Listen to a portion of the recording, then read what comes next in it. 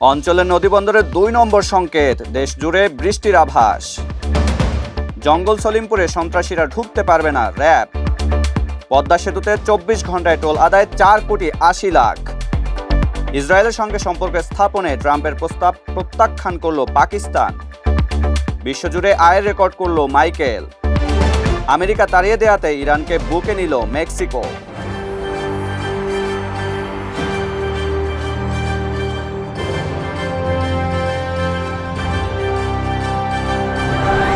দর্শক, আমন্ত্রণ জানাচ্ছি নাগরিক প্রতিদিন নিউজরুম ইনসাইট থেকে। সঙ্গে আছি আমি তানজিমুল আবিদ। এতক্ষণ শুনছিলেন সংবাদ শিরোনাম, এবার জানিয়ে দেব বিস্তারিত।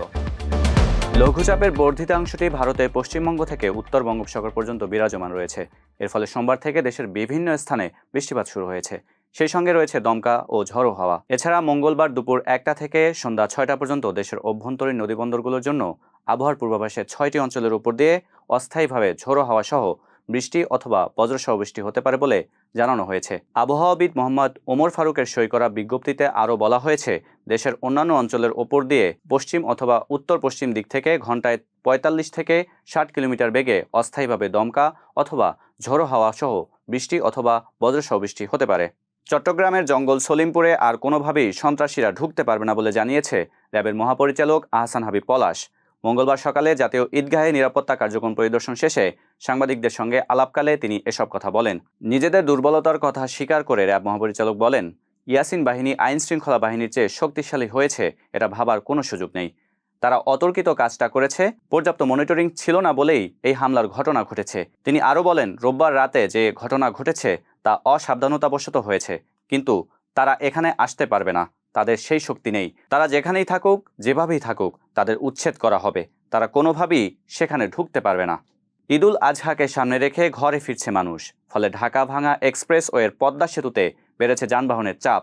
পদ্মা সেতুতে গত ২৪ ঘন্টায় ৪,৮০,০০,০০০ টাকা টোল আদায় হয়েছে।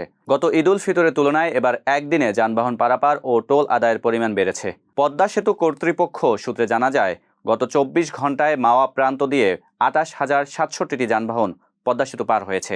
এতে এক প্রান্ত দিয়ে টোল আদায় হয়েছে ২,৬৪,২১,০০০ টাকা। জাজিরা প্রান্ত দিয়ে পদ্মা সেতু পার হয়েছে ১৫,২৮৪ গাড়ি। এতে এ প্রান্তে টোল আদায় হয়েছে ২,১৫,৯৪,৩৫০ টাকা। দুই প্রান্ত মিলিয়ে মোট ৪৩,৩৫১টি যানবাহন চলাচল করেছে এবং টোল আদায় হয়েছে ৪,৮০,১৫,৩৫০ টাকা। আব্রাহাম একর্সে যোগ দেওয়ার বিষয়ে যুক্তরাষ্ট্রের প্রেসিডেন্ট ডোনাল্ড ট্রাম্পের আহ্বান সরাসরি প্রত্যাখ্যান করেছে পাকিস্তান।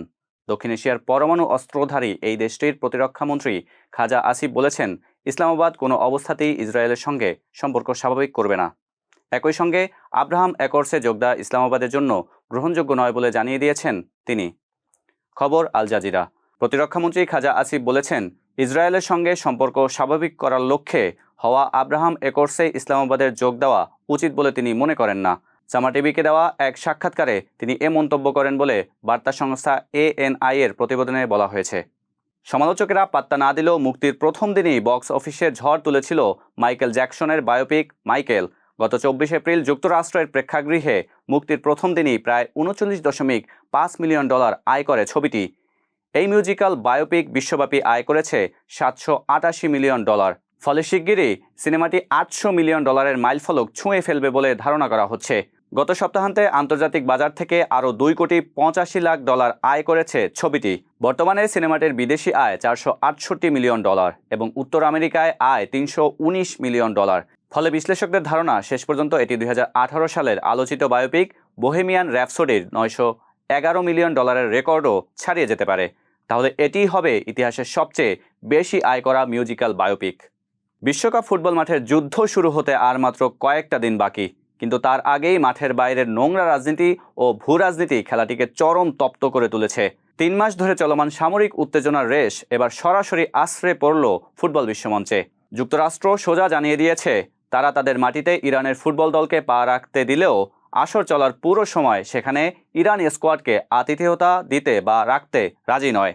আর আমেরিকার এই চরম আপত্তির মুখে ইরানকে বুক বাড়িয়ে আশ্রয় দিয়েছে প্রতিবেশী মেক্সিকো।